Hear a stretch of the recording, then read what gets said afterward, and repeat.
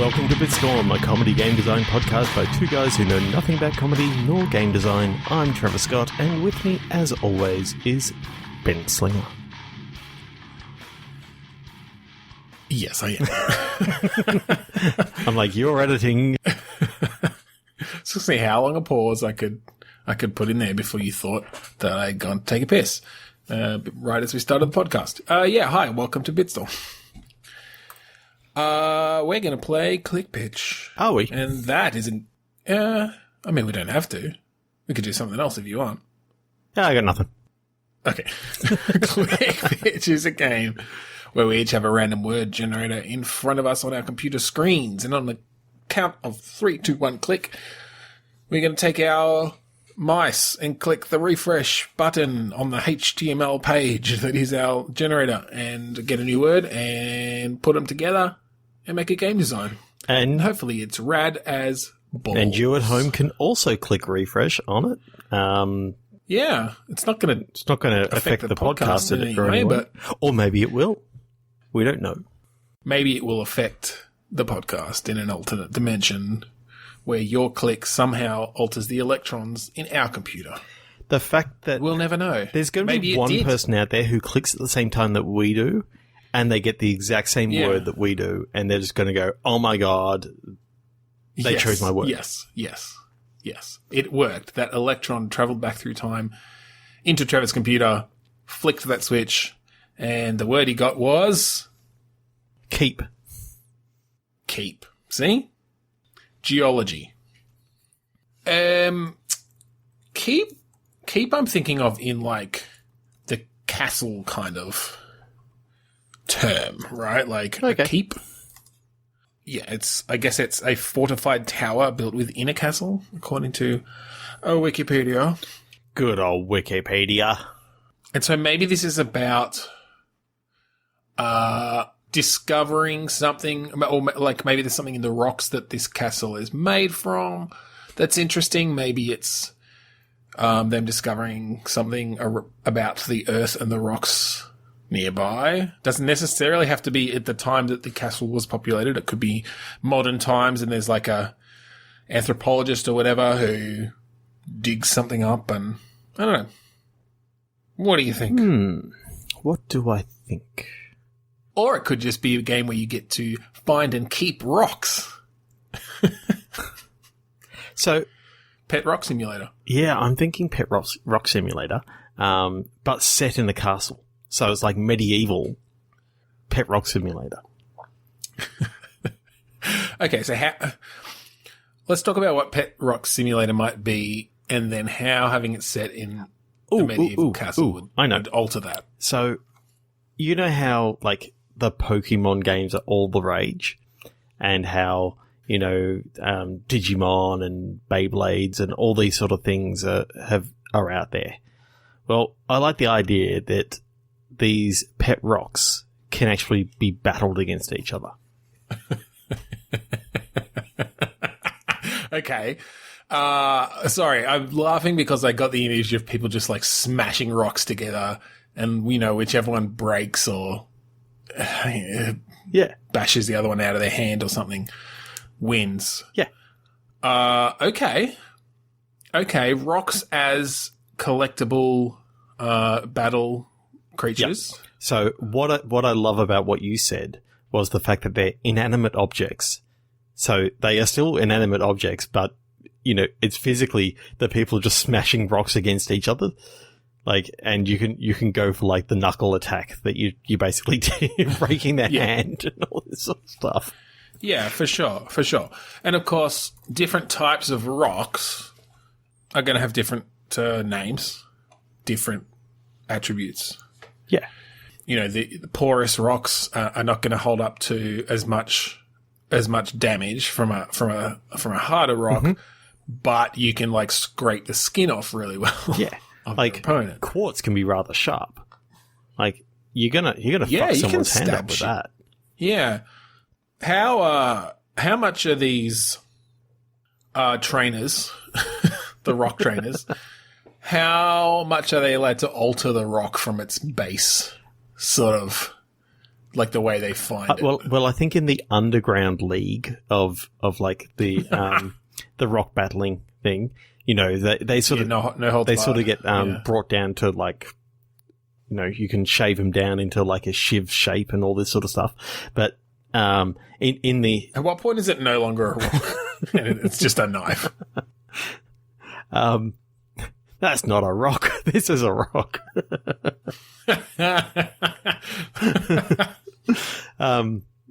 Yeah, I'm just picturing like in the underground leagues, it's literally like Fight Club. Yeah, down in the rule number 1 is you do not talk about Rock Club, and rule number 2 is you do not talk about Rock Club, and rule number 3, that's a shell, not a rock. And rule number 4 is, really, you thought that you could bring a piece of calcified shit? Don't bring old dog shit to a rock fight.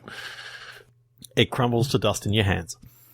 Yeah, okay, so let's have a little think about the types of rocks and what their names might be in true Poke rock formation. Yep. So we have sedimentary rocks. Yes.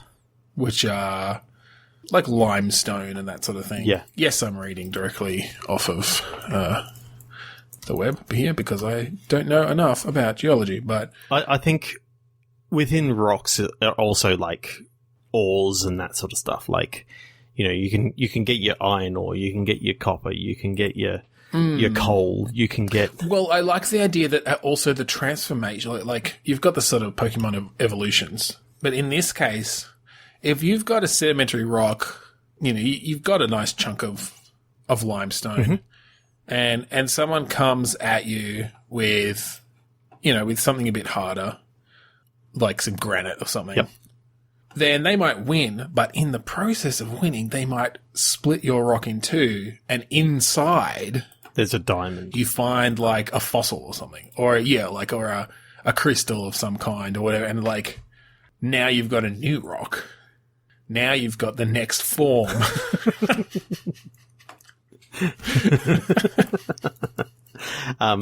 Yeah, I think the idea of what can be classed as a rock is very loose in this world. Basically, anything that comes out of the ground can be considered a rock, as it were. So you start with a handful of dirt that you've sort of pressed together and mixed with some water. So if you can find some gold in like a mine or something, you can sort of mine that out, and it's basically like you found gold. Fill up your Rockadex, and basically I've got gold, I've got calcified shit, I've got coal, I've got granite, and oh look, I just found a ruby. And a snowball because it's winter. Yep, that one it has a time limit on it. Except snow is one of those things that is different to ice. So if you get like a snowball, cover it in water, put it in the freezer, you create like a really, really hard rock hard snowball that is really dangerous when you throw it at someone. Now, of course, they didn't have freezers in medieval times, but maybe you do find a way to, you know, take it up to the mountain. Well, what I like about a snowball as well is, you know, its attribute is as you use it to smash against other rocks, if you've done it right, it will actually get more packed and harder. But yes, it has that time limit of, you know, spring comes around and you lose your little rock snowball friend. Yeah, so I'm imagining, you know how in Pokemon, like, there's the Elite Four? I'm imagining in this game there's like the Elite 2 or something like that, but the last guy has like a fucking boulder that he just... A boulder, so size... Okay. He just rolls down the hill and you've got to get out of the way. So how do we grade then these different rock buddies, pet rocks? Like, because I hadn't thought about size. I was sort of thinking everyone's just got different types of rock of the same size. But I guess size, they can come into it. If you can carry it, if you can fight with it. Well, if the movie Godzilla has taught us anything, size matters. TM. So yeah, I guess you've got like the type of rock, you've got the size of the rock, density, material, that all comes into it. Yep. Now, do you get to decorate it with like googly eyes and stuff? No, because it's medieval. Well, I think you can paint. Okay, maybe not googly eyes. Okay, you can paint. Yeah, I like the idea that you've just got a very simple like paint interface in there to texture your rock. Yeah. Or maybe there's a collection aspect to collecting things to make different colours. So let's talk about the battle sort of things. What are you allowed to do and what are you not allowed to do? Well, let's think first. Are we going the sort of turn-based Pokemon style, or is this more of a real-time thing? Are there scissors and paper involved? I was just thinking, is there like a Rochambeau sort of thing that you, instead of going rock, scissors, paper, you go rock, rock, rock, and then you come out with your rock.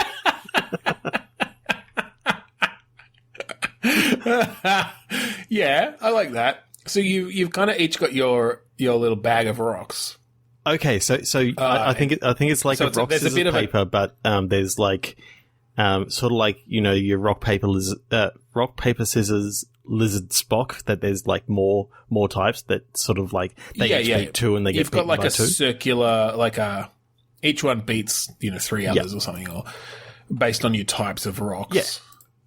Or it's, if your rock has a certain density that's X higher, and then the size, like you'd have to have a bit of a formula. But yes, there is a general rule of this type of rock at least is advantageous against another type of rock. Yep. And I mean, similar to like Pokemon has its types, right? That comes into play, doesn't it? Yeah, it does. You've got grass type and water type and fire type and ghost type and so in this types. We've got igneous type, sedimentary type, volcanic, metamorphic type, or whatever. Yeah. Metals. Yeah, I mean, well, that's it. Like, at what point is metal like ore that has been refined smelted down and smelted and turned into a sword? This counts. It came from a rock.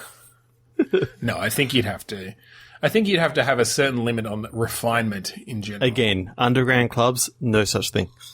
I mean, then it just becomes a battle of who can make the best weapons out of anything that originally came from a rock. Well, I like the idea I that guess that's pretty you sort of go downstairs expecting the same sort of battles in this underground lair, and it's like, oh no.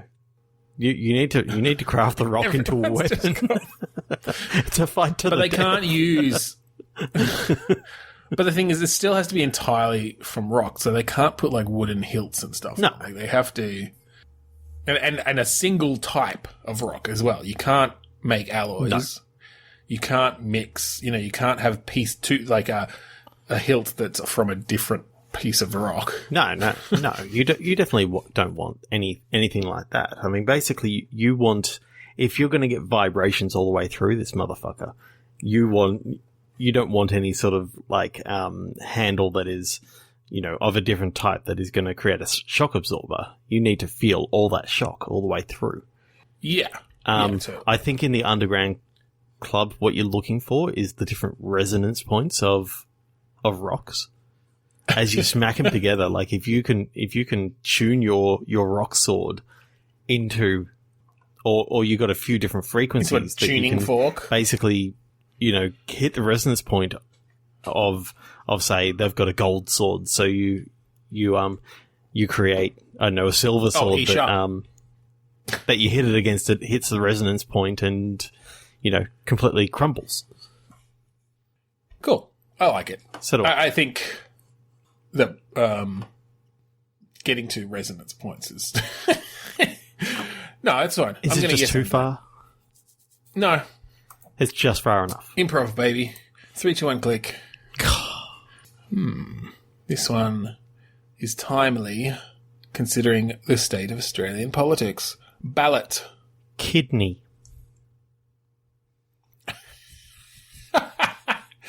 Okay, so we're voting for president of the body.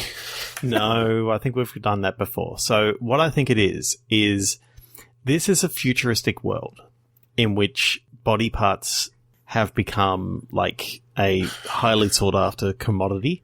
Okay. In the fact that for transplants and the like in this world, if you need, is that because there's so like, little donors out there that it's put out to a public vote as to who gets the kidney. A public vote. Yep. Okay. So I think it's this dark sort of dystopia in that. What I'm picturing is your mum is really sick, and you're 100% match to both her and some guy that you absolutely despise, sort of like a leader or something like this. And basically, it turns out that, because you're 100% match on both, they've put it out to public vote who should actually get the kidney. And it's now a story of... Is this like a reality TV show thing then? Yeah, I think it's something like that. I certainly am seeing like this this sort of... I don't know, yeah, I think yes, a reality TV show, and just... I mean, it sort of starts out because I'm just kind of thinking... I'm now like sort of thinking also, can it be sort of like you decide to go on the run with your mum once you lose the initial vote? Okay. How is that helping her get a kidney? Because you're trying to escape the country and get to another country in which they'll perform, surgery and give the kidney to her. In which they have a surplus of kidneys. Yeah, I'm seeing this as like a single country sort of thing, that this is how this country deals with it. But there's other countries out there that don't. And I'm not saying that it's like necessarily a current day Earth. You don't even have to talk about the countries. Yeah. But I like this whole idea of this. So gameplay wise, obviously this is pretty heavily narrative. Yeah, but I'm picturing as it starts out that the character sort of telling a story as to this is what's gone down. We've just lost the ballot, and now I'm on the run with my mum. And then it starts, and you're basically you need to get out of the state, sort of thing. So So is it just that this is so dystopic that they don't let people leave? Like, are they slaves? Are they in? Yeah, I think there's slums that I think there's like out of. Not necessarily collars, but there's like barcodes on their wrists and all this sort of stuff that. Right. So you're basically using the ballot thing as a kicking off point for creating this dystopia, and then it's just a story. Is that where you're going? Yeah, it's a story, but I like the fact that there's a little bit of action in there. There's a bit of there's not just this is fully narrative. There's actually some stealthy parts. There's some like dialogue heavy segments, but then there's quick time events and that sort of stuff. Okay. Yeah. I'm almost getting a bit of a Beyond Good and Evil vibe, interestingly. Oh, cool. I like that game. Yeah. Just, that had some stealth elements, had some action, had some exploration, had some companion stuff. Yep. So that could be sort of an interesting, just not template as such, but like from the gameplay balance, gameplay mix, going in that direction. That was obviously a bit more kind of cartoony and fantasy-ish, but we could take it a bit more darker and gritty and realistic, I would think. I like the idea that one of the first things that you actually need to do is you need to organise some modified barcodes for your mum and yourself. So that's like your first sort of thing that you need to do, so that because everything that you go to buy and everything like that, it's always going to be scanned. But of course, because they know that you're on the run and you haven't turned up for this surgery, they put yours and your mum's barcode on the watch list. Right. Sorry, I've only just clicked that, of course, like, you've still got the kidney inside you. I'm like thinking, we're just going to try and get her mum somewhere else where she can find a kidney. I'm like, no, we're going somewhere where you can give her your kidney. Yeah. Right. Okay. Barcode. Well, some sort of identifying scan, obviously. Well, how you can start this off is you're already in the hospital when the vote gets broadcast. Basically, both your mum and this leader are both in the operating theatre, ready to receive. Oh, they've already been like sedated and So your first thing is, okay, now I need to exit out of the hospital, get my mum out as well, and she's sedated at first, so you're sort of having to get dressed up as an orderly sort of thing. Ooh. Have they taken your kidney out? No. But you have to take it with you? No. That would add such an interesting aspect to it of having to keep this kidney cool before you can get somewhere that will put it in your mum. I think that maybe that can be something that happens a little bit later on. Okay, like you find someone who you think is going to be able to do it, and then they betray you. Oh no, they get the kidney out of you.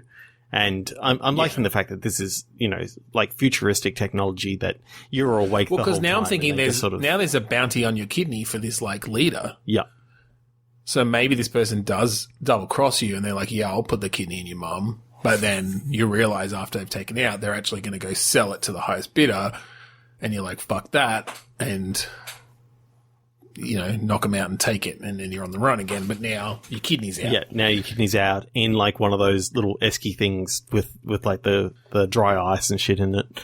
I love that that's still what they use. You're talking about all this futuristic technology, it's still just dry ice in an esky. Yep. It's not even the right kind of esky, because this was like a back alley operation. It's like it's got a beer logo on the side. It's like a promotional esky that they put out as, when they release their new fucking It's actually IPA. an esky brand esky. Oh, I don't think we can get that. Although we've just called it esky. And the only reason we even call it esky is because of the esky brand. Okay, Icebox then. Yeah, or Cooler or something. Yeah. Icebox brand Iceboxes. All right, so you're trying to get across the border, and and I'm thinking from this point, again, that sort of Beyond Good and Evil-esque, just mix of stealth action. Is it like gunplay or mostly melee? Mostly like melee, combat, I think. or kind of like the sort of attacks and shit that you could do in Mirror's Edge. okay. I like the fact that it's on the it's run all, kind of thing. non-lethal sort of stuff. You can knock people out, but that's about as far as it can go. Yeah, well, I like the idea that you mostly have to rely on like surprise attacks or, taking out one or two people. Like you're not combat trained particularly, but if you get the drop on someone, you can, give them a few good hits and keep running, and they probably won't chase you. That sort of thing. I'm just trying to think whether there's actually like a mechanic that, like if you happen to get captured, you've got the, I like to think of it as like a fight or flight sort of system, in the fact that the sort of computer takes control and sort of stuns the guard in such a way that you can at least get away once or twice. Right, like a second chance kind of thing. Yeah. So it's not always like you get caught and you're fucked. Yeah, for sure. And maybe that has to recharge over time or something. Yeah. Yeah. I like that. I'm trying to think of a good reason as to, if you get caught, how do we resolve that? I'm just wondering if this is a the good old Prince of Persia technique of you're telling a story to your kids about, this is how I got away. No, that's not right. I mean, we don't have to do anything fancy. It could be like, you got caught, load your last save. Okay. Yeah. Or, depending on maybe like what section of the city you're in or something, like you could have different areas you have to escape from each time. Or they take you down to the local precinct, and then you've got an escape sequence from there. Yeah, it could be something like that. And maybe because then you could have just a variety of different kind of puzzles and layouts. It could even be a little mini game, procedurally generated police station that you have to escape from. For some reason, you're really good at lockpicking, or you've got a little companion that basically your mum gave it to you just before she went into surgery. It's like her favorite brooch, but the brooch also turns into like this little lock-picking, like drone. Yeah, like a little robot sort of thing.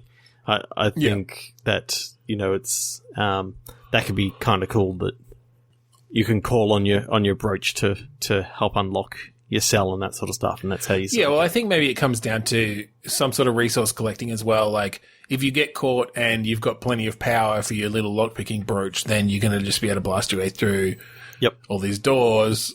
But if you've used it up and you get caught, then you're going to have to basically go through some extra, more dangerous areas to charge it up to get through the final doors, sort of thing, or something like that. Yeah. Yeah. I really like this world that we've built. It's yeah, it's cool.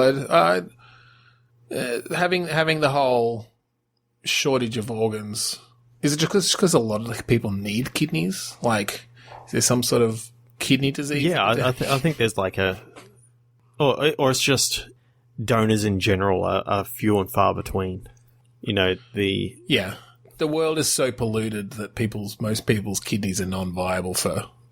Well, it's not just kidneys, you know, it's livers and that sort of stuff. In general. I'm picturing that a lot of this sort of stuff that sort of gets talked about in the news, like that you hear every now and again, is about, you know, live organ harvesting and all this sort of stuff that is like, I'm picturing like government sanctioned live organ harvesting. Right, because then they like turn it into this TV event to keep the masses satiated. Yeah. So they can harvest even more organs. Yeah, I'm just imagining like the bad guy in this could actually not even be the leader, sort of thing. It could actually be like the corporation who's funding the like TV show a la Running Man sort of thing. That you know, it's all about the media. Yeah, and that, you know, who's running this particular thing, but like I don't know. I'm sort of picturing that like there was an old organ donor sort of group that used to be in control, but then like one of those multinational corporations sort of came in and took over. Right, and used their good name, and the people who actually co-opted it and gutted it. We're running the organ donor system, like a legit organization. They've come up and you know, are running an underground version that, you know, it's all about about doing the right thing for the people, and maybe that's who you get in contact with, but then one of them backstabs you. Yeah. Oh, not one of them, but one of the doctors that they send you to, sort of thing. Well, yeah, exactly. Like someone in their network, their insurance network. I want it to be basically that the organ, you know, the organ donor group that you actually ally yourself with. You know, they're like the good guys who are really trying to do right by the world. Yeah, I mean, as an organization, they are. But I think you could put in, you know, the fact that one of them ends up being just too greedy for their own good, and look, that can be shades of grey as well. Like they need the money to feed their kids or something. Anyway, 3, 2, and click. Yep. Dreaming target. I literally can't get my head away from Inception, the video game. Well, we could use that as an inspiration, but taken in a different direction. So it's maybe not about the whole layers of dreams as such, because that kind of never really made sense to me anyway. Like dreams within dreams, but the idea of going just into a dream without the whole secondary dream thing could be kind of cool. The whole going into a dream to extract some information rather than incepting. Yeah. I think it's. I like the idea of like, oh yeah, this could actually be kind of cool. Like you're part of like this crack team of like, what do we call them? Dream walkers. Kind of like that. That rings nice. Yeah. Okay. So this crack team of dream walkers, you know, they target all these different people. So. Yeah, like corporate espionage. Yeah. Regular, like, government espionage for foreign leaders or foreign diplomats, Maybe they do some private eye work to like sneak into the spouse's dreams and see if they're cheating. Yeah, so I'm liking the idea of you go into one of these dreams and like it's a cold open on the sort of game, and you're sort of sneaking through these back alleys and all this sort of stuff. And as you, I like the idea that you start off as a PI Dreamwalker, but then you get like recruited because you're too good at it. Yeah, but do they meet you in the dream? That'd be cool. They hand you a card in the dream. Yeah. And you get out and you still got the card in your hand, and they're just standing, like they're hiding behind. They're standing there, yeah, we slipped, we're here too. I kind of like the idea that, you know, he's looking at the thing, it's like, am I still in the dream? And he goes, no, sorry, we gave you the card. We thought that it might be cool if we gave it to you in the dream and in real life. Okay, see ya. Just putting it out there right at the start, there's only one level of dreams. Yeah. You actually like lampshade it right there. It's like, oh, am I still a dream? Did I go deeper? And they're like, no, there's only one level of dreams. This is the real world, and we're here. That's a dumb idea. How can a dream? Like, come on. That doesn't make sense. But no, I like the idea of sort of a more serious version of Psychonauts, where the levels are very much crafted to sort of explore the psyche of the subject, but less in that cartoony way and in more of almost a horror. Like, each brain that you go into could be different, but you know, in some of them it's a horror game, in some of them it's a shooter, in some of them it's a stealth. Like, you sort of have these different elements based on the psyche of these targets. Oh, I kind of like the idea that one of the missions, you sneak into this house and you have to sort of invade like this. I'm just wondering whether going for a kid's dream to find certain information out is a little bit creepy. But if it's done in the right way, it could actually be that. Yeah, you'd have to do that in the right way. That is a little. But I like the idea that creepy, like you start seeing some twisted stuff in this kid's head, and so maybe you're able to bring to light that like there's maybe some abuse or something that's going on. Abuse going on. Yeah, actually. Yeah, well, I like the idea that you were hesitant already to kind of go into the kid's head. Yep. Because it's sort of not standard operating procedure. Yeah. But you're convinced, and then you kind of find this out, and you have some choices afterwards. That could be a bit of a branching thing, or just a moral choice of, do you take action, even though it could bring attention to your team and that sort of thing. Yeah. I like the idea of just there being some, like, in each person's dream, there's like a dark secret that, you know, if you happen to go through the game and find them all out, obviously you're going to get some backstory as to why these people the way that they are. Yeah, okay. I like the idea that they're mostly optional. Yeah, it's basically there might be some that have to be drive the plot, but yeah, like one of the first ones, you turn around a corner and then there's basically you see a shadow sort of enter in another room, and you're sort of told to go into that room as part of the tutorial sort of level, and then when you get out, you know, like your boss sort of says, yeah, in everyone's dream you'll always find like a deep dark secret they don't want anyone to know. If you can, I like get the idea that they're pretty tricky puzzles to like discover that. Yeah. Because people, you know, try to lock them away. And so it actually takes some real brain power to find them all. Yeah. I mean, there can be some pretty tricky, like, well, maze-like puzzles, and there can be some other sort of puzzles as you go. Yeah, I'm thinking just sort of logic puzzles, connect the, you know, number sequence puzzles and this sort of thing, like, that are only there for the secrets, but if you solve them, and they don't have to be super difficult, but just that, you know, they take a little bit of brain power to get past. And the sort of logic puzzles that you could be talking about is like you're on a house with you're on a street with like 5 different houses and they're different colours, and basically one of the riddles that sort of gets told earlier on is, you know, go into the house next to Mr. White's house. and you can sort of work it out through that sort of. Yeah. Well, I like the idea that the people in the dreams, I mean, they're basically NPCs, right? Yeah.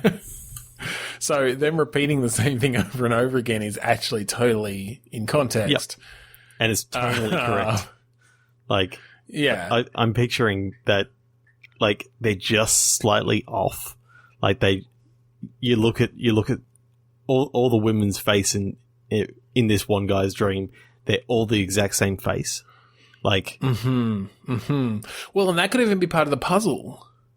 Like, it could even just be observational puzzles where it's not explicitly said, "Hey, here's a puzzle."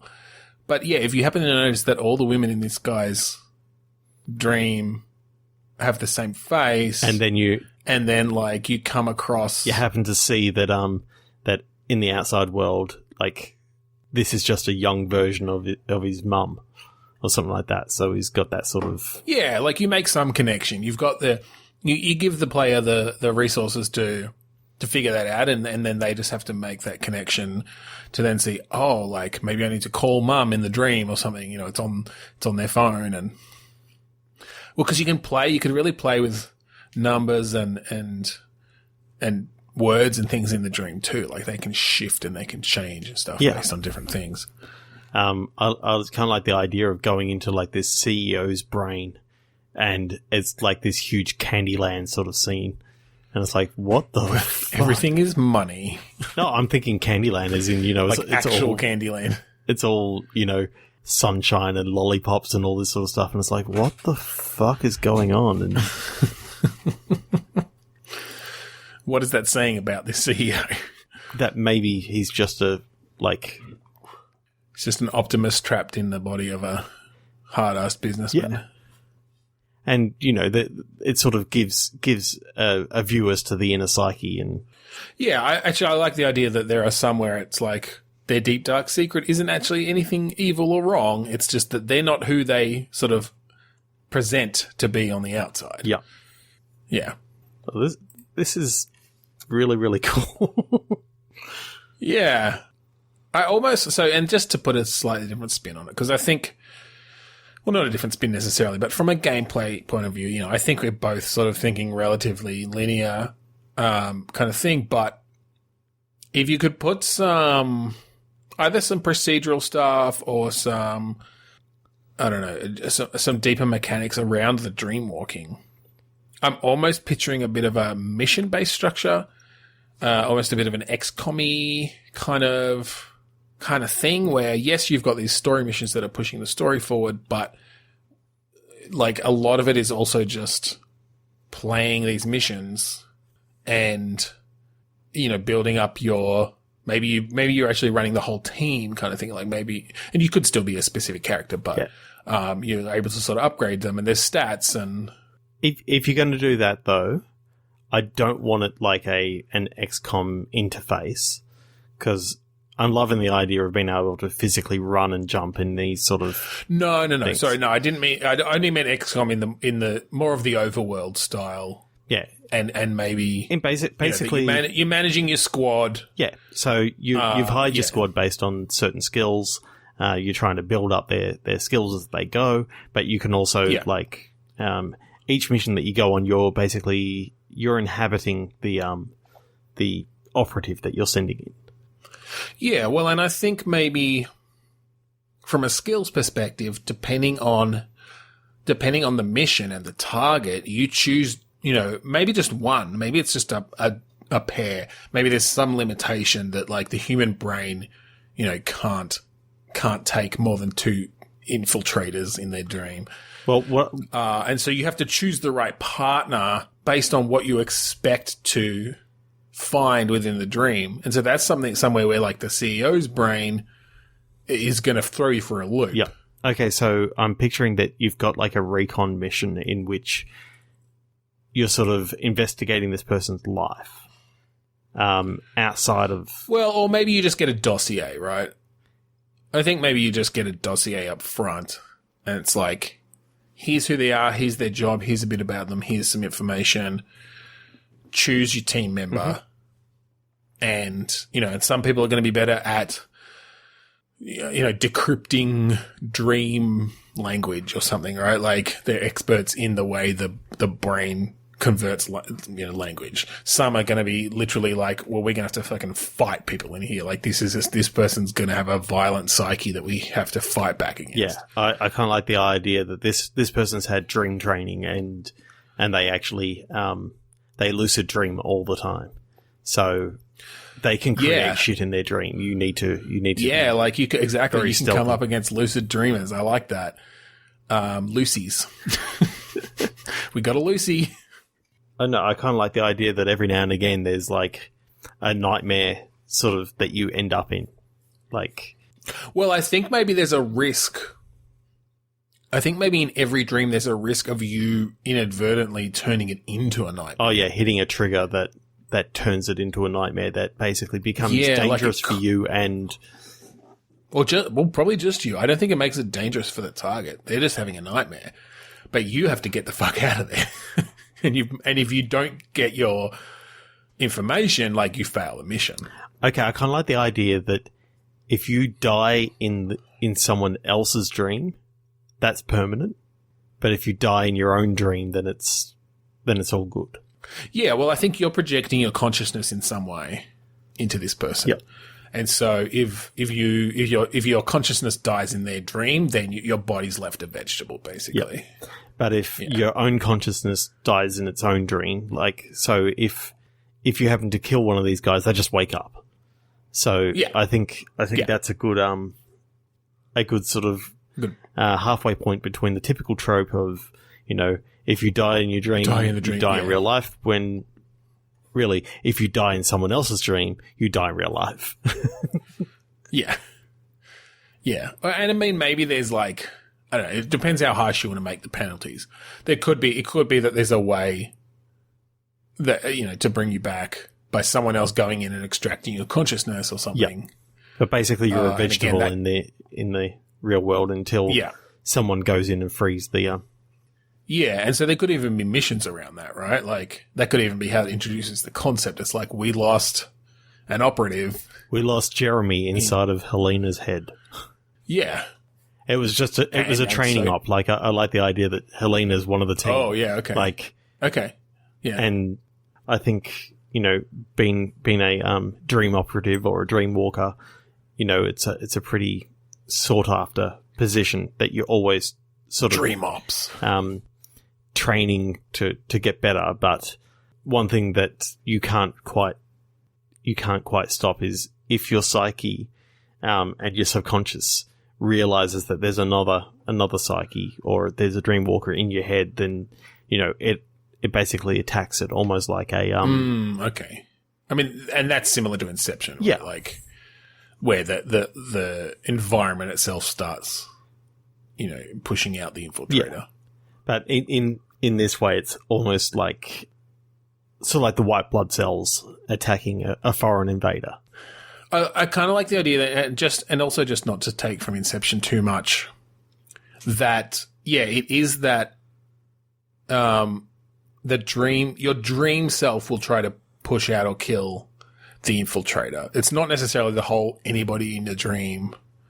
It's just like, if you come across that person in their own dream, unless they're a lucid dreamer, they're going to just, like, there's going to be some aspect of they recognize you are an invader, and they will violently, like, try to destroy you. Yeah. I'm getting a sort of almost partly a Dark Souls feel about some of these levels in my head. It's just because you've been playing Dark Souls. I know.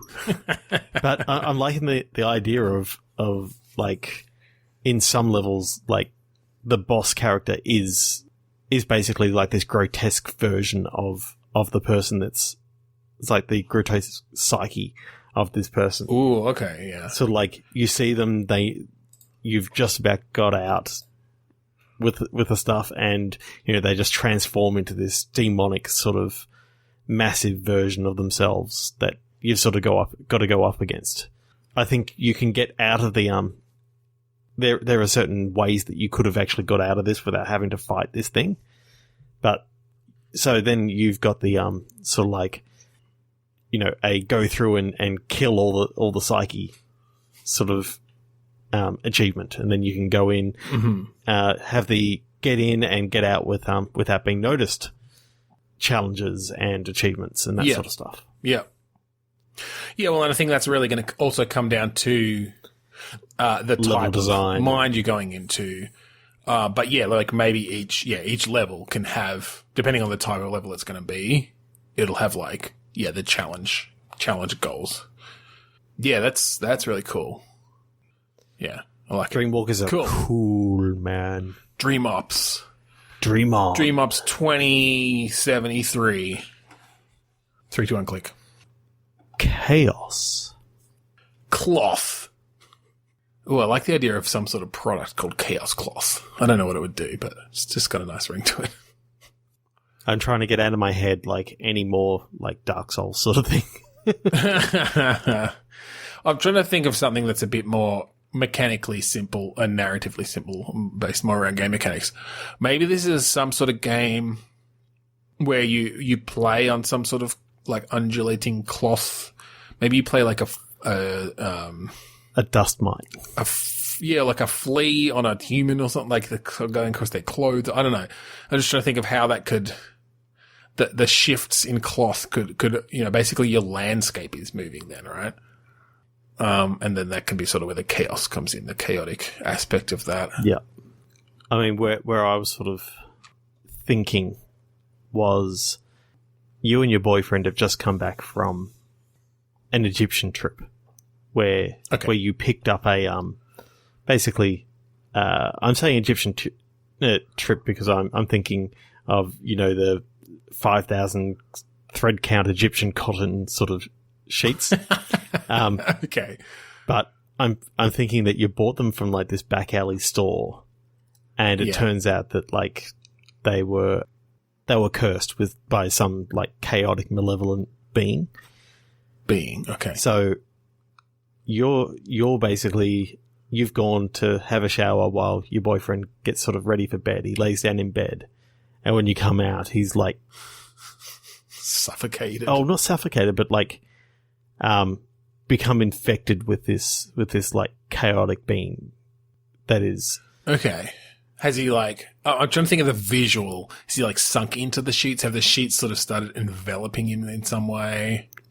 I'm picturing that basically as he's laid down in the sheet, it's sort of, he got enveloped in it, and it's sort of stuck all over his face and all this sort of stuff, and created like this real, like, fucked up version of a human face with like... Ooh, well, yeah, I like the idea that it's kind of melded into his body, but not like... but in patches. In patches, yeah. Because then you could do some really cool chaos, some really cool cloth physics as, to basically create something that's way more creepy than a human, but is really just a human with cloth sort of draped off them with basically like this strange, cloth mask ways. And this cape sort of thing that sort of clings to the arms in certain ways and basically gives him like wings sort of things. So I'm picturing, it's like this is an every girl sort of thing. Sort of like the girl next door doesn't have any superpowers, but she gets dragged into this thing. And, now she's basically... Well, so what sort of game is it, though? Because I was almost thinking, do we make this more than of a classic shooter or beat-em-up style kind of... this is how it starts. Yeah. But then it just becomes like, the whole town, like this is spread and you're fighting these cloth monsters. Okay. So, yes, what I picture has happened... You come in and you've gone Dark Souls again, haven't you? No, I haven't. No. Okay. So, cloth monster boyfriend man with a massive mask. He basically escapes out the window, but basically as he runs out, and anyone that he sort of touches gets like infected with like a little bit of the cloth, and like a strip comes off and starts growing on them. Yeah. So I think. You sort of exit out, and it's in like a Double Dragon-esque sort of visual that you exit out onto the street, and basically you see your boyfriend running off, and then all of a sudden you see these people who just got touched gradually turn, or not gradually, but pretty quickly turn into these chaotic monsters as well. So now it's just a beat 'em up that you're kicking the shit out of all these regular sort of people that have been turned. Okay. I like the idea then that I don't think he has to touch them. I think it like fires out. Like it will throw out a t-shirt cannon sort of thing. No, I was just kind of thinking like either thread, like maybe threads come off it. Oh yeah. And kind of, so you sort of see that like just threads go off in, 5 directions and kind of start attaching and winding around the arms of the face of these people. Oh, I'm picturing... And it like weaves into cloth. I'm picturing like one little thread that just sort of lands on someone's eyelash and just burrows into the eye sort of thing. It's like, oh my God. Yeah, you could do some awesome like visceral close-ups of this stuff happening. Yeah. And then it like zooms back out and you're in a more traditional beat 'em up perspective. Yeah. Yeah, I'm definitely picturing Streets of Rage. I'm picturing Double Dragon. I'm picturing Battletoads. I'm really liking that. But in a modern 3D engine. Yeah. Yeah. Yeah. Something that hasn't been done for a while. Yeah, that's cool. And then, so I like the idea then that initially you're fighting people who haven't been that infected yet, right? Like, because it takes some time for it to weave its cloth around these victims. And that gives you a natural, like, difficulty curve as you go. And more, you get onto creatures that are more, have been infected for longer. Well, you get, as the boyfriend's getting away, he goes through a police station. And now you're going through a police station that has, like, cops with guns. You're basically creating cloth zombies. Yeah. So, what is the reason as to why she is unaffected? She's allergic to cotton. Well, she's allergic to polyester. No, I kind of like the idea that, well, the further that you go through the game, you realize that the reason that they traveled to Egypt or something like that was because they were actually visiting her family. Okay, so she's related to it in some, like, to the curse in some way, maybe. So it's like a family thing in which they just happen to be somewhat cursed in the way that they were involved just a little bit cursed. Just a tiny they were involved bit in the cursed. creation of this curse. Yeah. Like one of her ancestors sort of thing. And so her bloodline is immune, basically.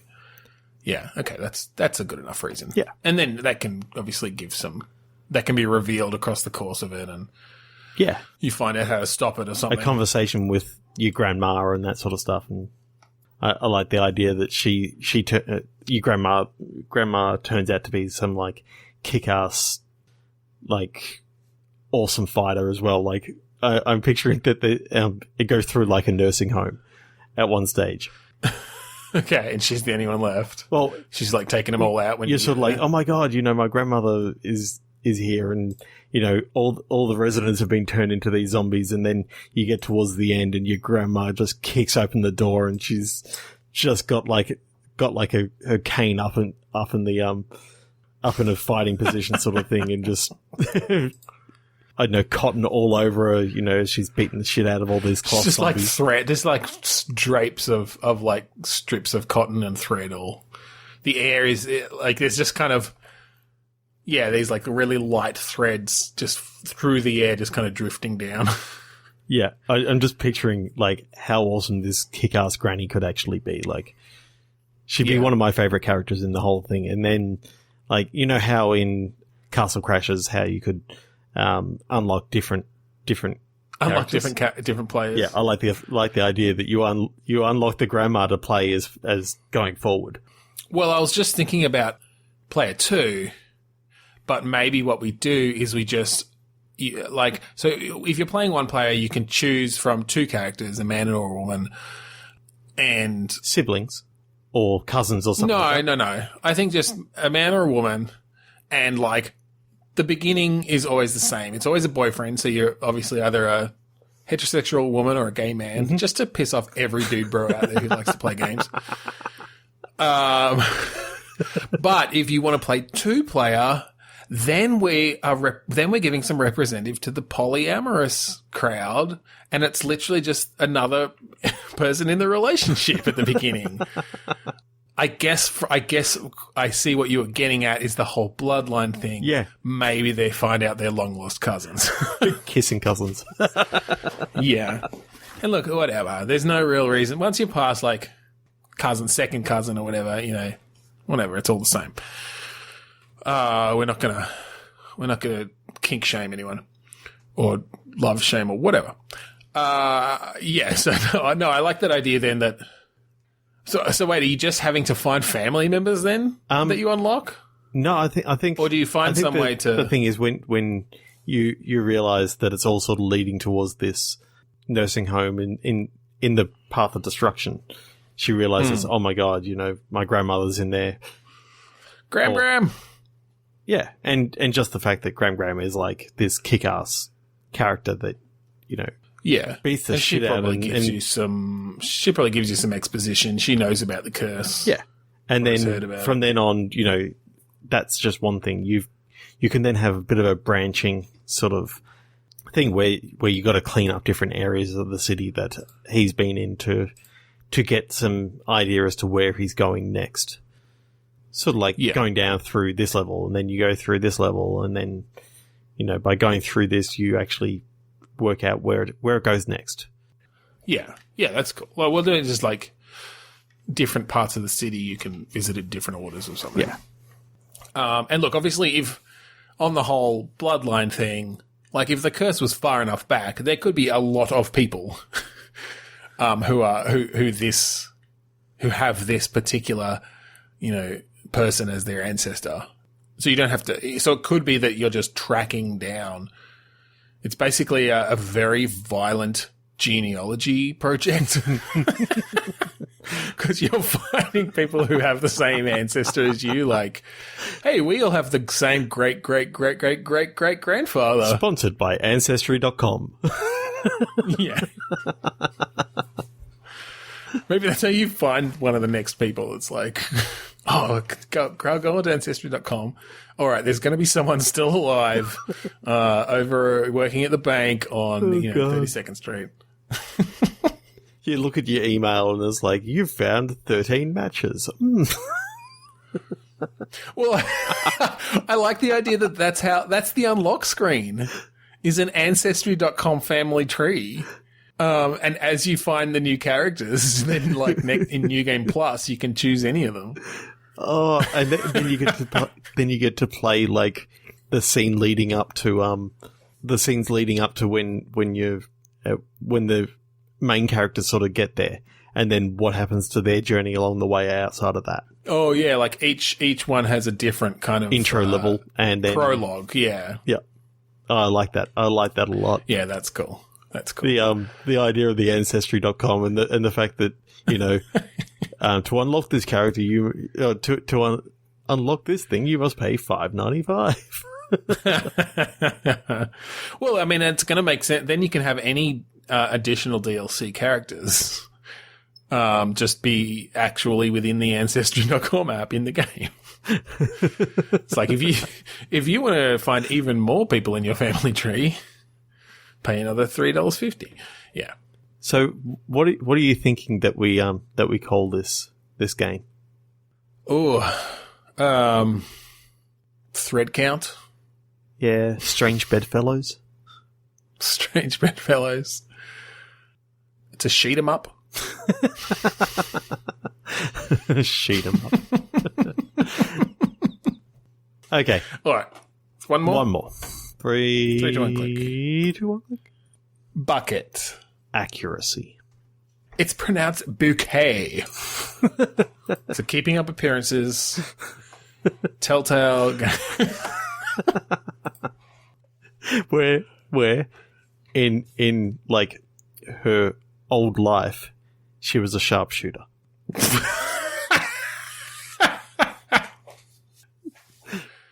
Bucket accuracy.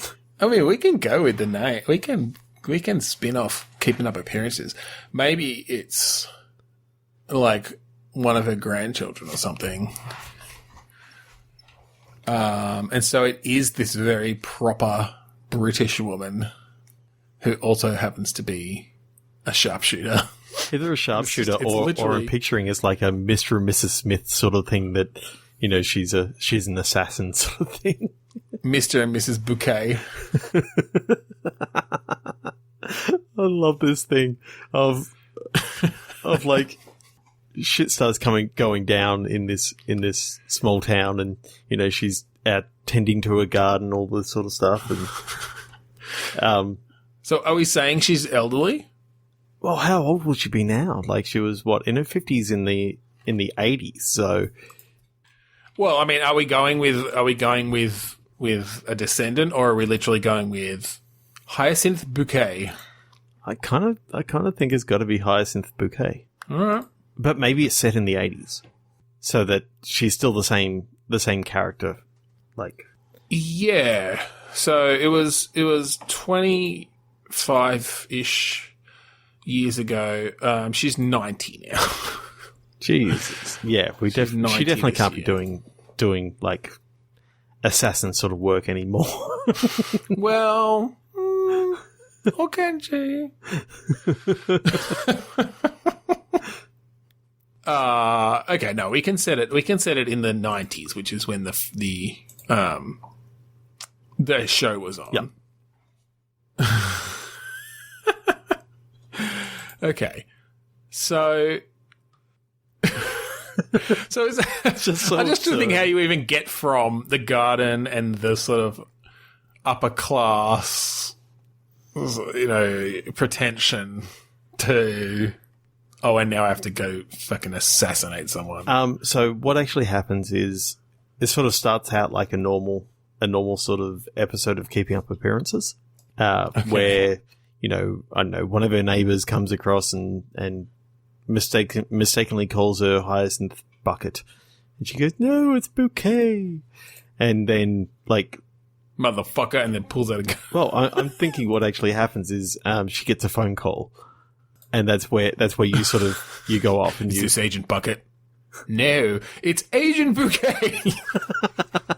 It's like, we've just had word that, I don't know, Agent Smith is on the move tonight. You're going to have to actually, you know, go take care of him tonight. Okay, let's lock and load. Oh, but I'm having the Clarks over for dinner. What will they think? We don't care, Bucket. Oh, it's Bouquet, motherfucker. She goes over to like her mantelpiece, pulls down like a candlestick, and like this thing just opens up, and there's all these weapons just inside. She just picks them up on doilies. Picks them up, you know, loads up, and then it turns into basically like a siphon filter or a Metal Gear Solid-esque sort of thing with just like, but around like a suburb in the UK. Yep. I love it. I really do. So does she have any special moves that are sort of related to... I didn't see the show. I don't know enough. I don't know that much about it. I'm just... look, the basic idea is that she considered herself upper class, but was actually... like lower middle. You know, from a family of mostly lower class. Yeah, like lower class sort of thing. So she's very into her possessions and her house and house proud and that sort of thing. Oh, I kind of like the idea that she sneaks into someone's house and she's like judging them, like for... Yeah. Yeah, well, it could all just be around the banter, right? Like she's sneaking through their house and judging them on the doily choice. Like, I wouldn't have used that wallpaper. I'll just cover it up with your brains. I absolutely love this. It's just so absurd. All right, well... Yeah, I don't think we can go any further with that. On that... on that note... Thank you for joining us this week on Bitstorm. If you want to find us online, podchaser.com/Bitstorm is the best place to go. Find all our links to our other social media where you can leave us, comments, rate and review us on Podchaser. Visit our YouTube. We'll be putting some stuff up there occasionally. All sorts of cool things. Get notified of new episodes. And check out all that cool stuff. We are also part of the 8-Bit Collective, which is a fine network of gaming and otherwise podcasts based out of Australia. If you want to find them, you can go to 8bit.net, and that is ATEBIT. I realize I should probably pronounce that for people who haven't heard of it. Yes. So we are also part of a community network called the AGPN, the Australasian Gaming Podcast Network. They're a group of like-minded individuals who love everything that is gaming. So we just try to help each other out. We'd like you to search for the user AGP Network on Twitter, hashtag AGPN, or look for the Australasian Gaming Podcast Network on Facebook. Finally, we'd like to thank Kuradust for the use of the song Mount Defiance off of the album Containment Failure. That's right. So, thank you again for joining us this week on Bitstorm. I'm Ben Slinger. I'm Trevor Scott. Rock, rock, rock.